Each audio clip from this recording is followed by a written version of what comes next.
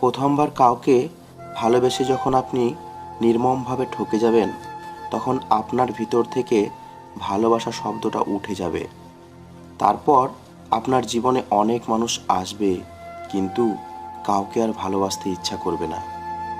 যারা আমাকে ঘৃণা করে তাদেরকে ঘৃণা করার মতো সময় আমার নেই, কারণ যারা আমাকে ভালোবাসে আমি তাদের নিয়ে ব্যস্ত। সময় খুব চালাক, যৌবনের লোভ দেখিয়ে শৈশব কেড়ে নেয়, আবার অর্থের লোভ দেখিয়ে যৌবন কেড়ে নেয়। বিবেক হলো পৃথিবীর সব থেকে বড় আদালত।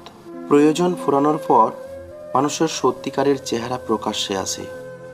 মনকে প্রশ্ন করেছিলাম, সব আপন মানুষগুলো কেন ছেড়ে চলে যায়?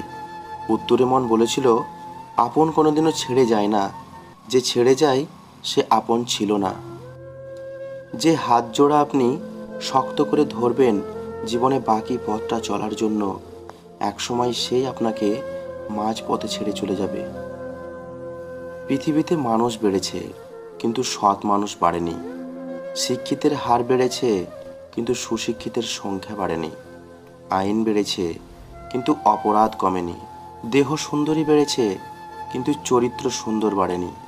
খাদ্যদ্রব্য বেড়েছে, কিন্তু খাদ্যদ্রব্যের গুণাগুণ বাড়েনি। শিক্ষক বেড়েছে, শিক্ষকদের নীতিবোধ বাড়েনি। দেশে নেতা বেড়েছে, কিন্তু নীতিবানের সংখ্যা বাড়েনি। যে বাড়িতে জন্ম সেই বাড়িতেই একসময় অতিথি। এটাই মেয়েদের জীবন। স্বপ্নটা কেমন ছিল তা ঘুম ভাঙার পরই বোঝা যায়। ঠিক তেমনি কাছের মানুষগুলো কেমন ছিল তা শুধু হারিয়ে যাওয়ার পরই বোঝা যায়। কাউকে ভালোবাসি বোঝানোর সবচেয়ে বড় অনুভূতি হলো কান্না করা। কারণ যার জন্য কান্না আসে না তার প্রতি কখনো ভালোবাসা থাকে না। জোর করে হাসা যাবে, কিন্তু কান্না করা যাবে না। সম্পর্কের সিঁড়ি 5টি: দেখা, ভালো লাগা, চাওয়া ও পাওয়া। এই 4টি সিঁড়ি খুবই সহজ। কঠিন পঞ্চম সিঁড়িটা সম্পর্কটাকে টিকিয়ে রাখা। পৃথিবীর কোনো মেয়েই 6টা গাড়ির মালিককে ছেড়ে 6 প্যাকওয়ালা ছেলের সাথে যাবে না। তাই জিমে না গিয়ে কাজে যাও। ওরা তোমাকে নিয়ে ঠাট্টা করুক, তোমাকে নিয়ে হাসুক, তোমাকে আঘাত করুক, অবজ্ঞা করুক, তাতে কিছুই হবে না, কিন্তু তারা যেন তোমাকে থামাতে না পারে।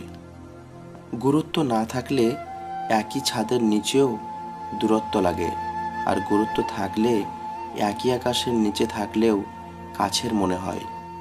কিছু কিছু মানুষ নিজেকে নিয়ে অহংকার করে, নিজেকে বড় ভাবে। তারা হয়তো জানে না ফুলের সৌরভ আর মানুষের গৌরব চিরদিন থাকে না।